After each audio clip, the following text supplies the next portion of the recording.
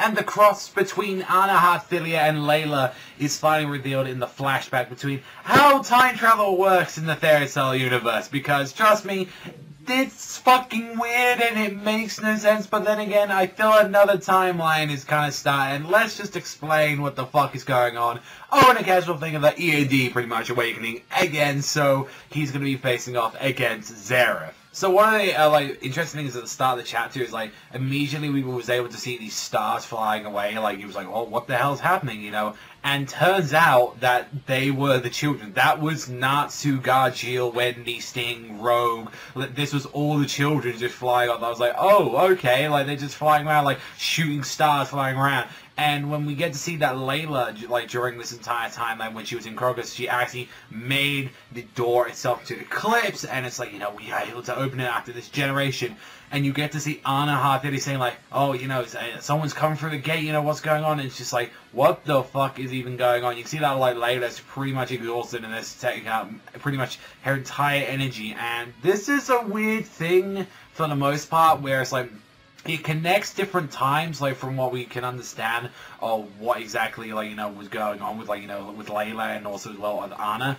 And that was the thing where it's the timeline where it says, in order to arrive to the future, you must, send the messages and descendants and all that, pass this on up until it's oh, I've opened it right now, and it's Anna's able to come through. But then again, you need to, and this is where I feel a lot of people are having the problem with saying, well, how the fuck does that actually make sense? Because she would have died by then, she would have passed into, the other world. What the fuck is going on with that?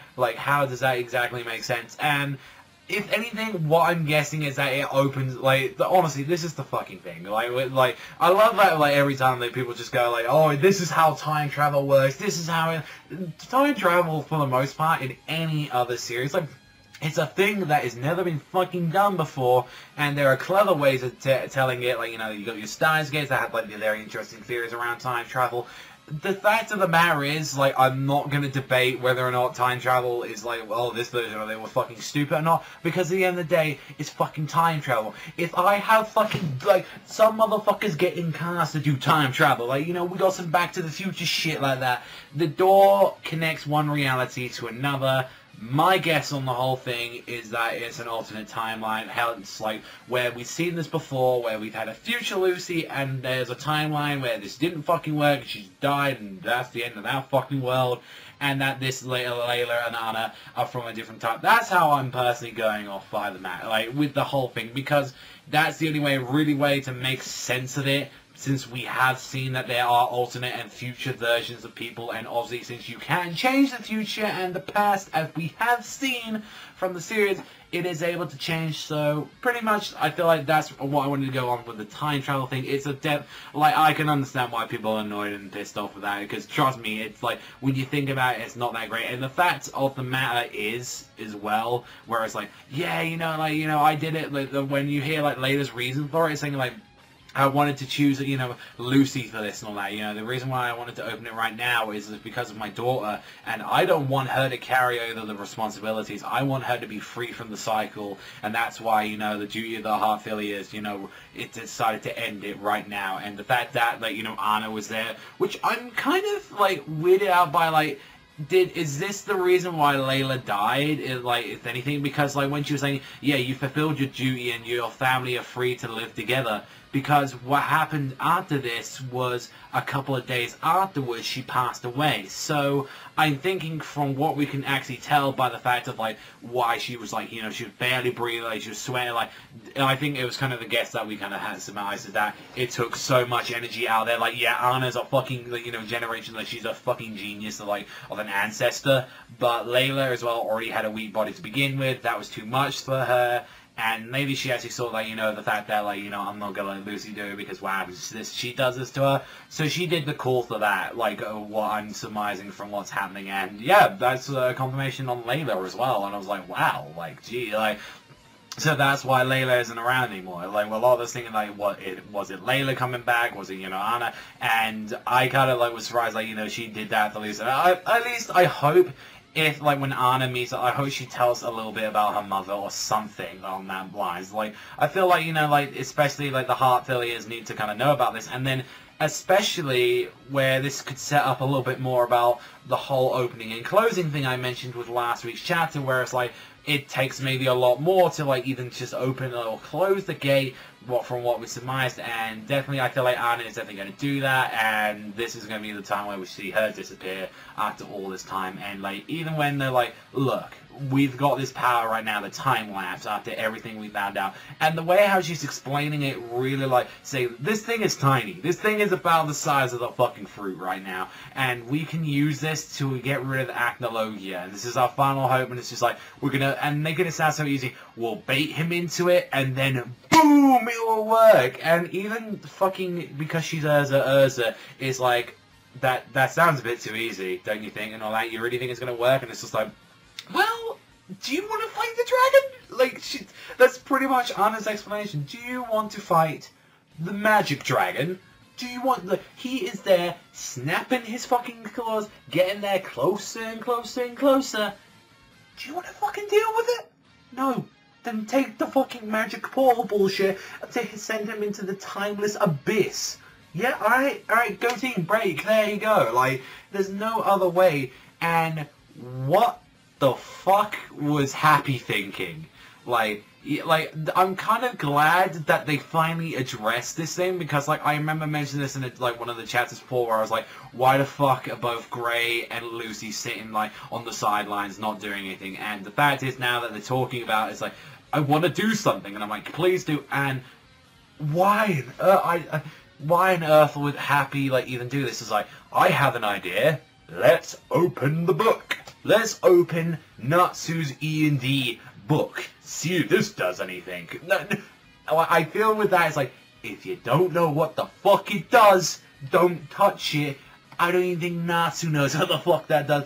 Fucking Zereth is the only one that knows about that stuff.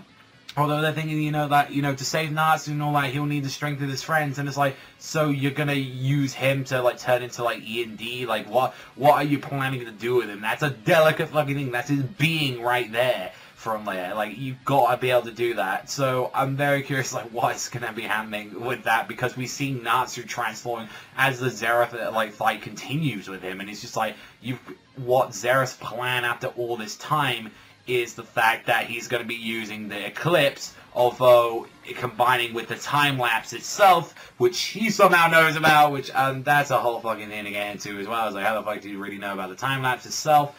And calling it the Neo Eclipse, where it's really sad to feel that this is like Zereth's goal all along, and the fact that you can understand where he's coming from it. Like, it's a gate that leads to neither the past nor the future. It's a reset button. There's, boom, there you go, everything's all back. He's going to reset time, and he's going to return everything back to normal when he was mortal. And he's like, no one has to suffer from what I've done anymore. You'll be human again. Acnologia will not gain any power. We'll be brother. Everything will be happy, man. Everything will be all good. And Natsu's like, what happens? What's gonna happen to all of us and all that? We suffered in this time because of you and all that, but that we're still us. We still live on. Like, and that's kind of the lesson where it's like, humans make fucking mistakes, man. Like, although yours is a little bit extreme, you kind of made a big murderous dragon, caused hundreds of millions of deaths throughout the time, and yeah, I made a demon or two, but nah, it's alright, I'm gonna get rid of everyone. And the fact where it's like, the two keys that he needs to open this, and this is why he's needed Mavis for so long, is Mavis, and the second one is the time lapse itself, which we finally get to see. And a lot of us were like guessing that was the dragon seed. Like, we were thinking that they were two fusing, so I'm kind of surprised that wasn't the case, and we get to see what the time lapse actually looks like after all this time. And I was like, alright, let's see what the time lapse is all about. And considering that the next chapter is called Pegasus versus Black Dragon, we're going to be seeing a little bit more about like how they're going to really try and deal with Acnologia, which is more like, run the fuck away, don't deal with Acnologia. And I imagine the reason why, we need Mavis in the first place is because of Fairy infinite magic, gonna need that. And he's like, I feel like at this point, even Zereth knows he can't really defeat Acnologia, or they're just gonna be at a stalemate for, continuous time. So he's just like, I'm gonna fix all that. Like, Zereth, when you think about it, it's like, what would you rather have? Because of all of these situations, if you think about throughout the time, yeah, Natsu would have never met Lucy, But then again, he would have been happy with his family. Lucy would have never lost his mother because his mother would never have to do that. Arnie would never have to, like, make the Eclipse plan. Like, it resets a bunch of stuff. Where it's like, it saves that previous timeline. It stops all the conflict. It stops all the problems that a lot of people were having because of, you know, like, acting like it. And I feel like it'd be nice, I feel, if they do, like, a what if, like, if it actually succeeds. And it's a shame because hardly any series do that, but I would be interested in seeing, like, oh, Natsu does, like, have a look in the time lapse itself and sees, like,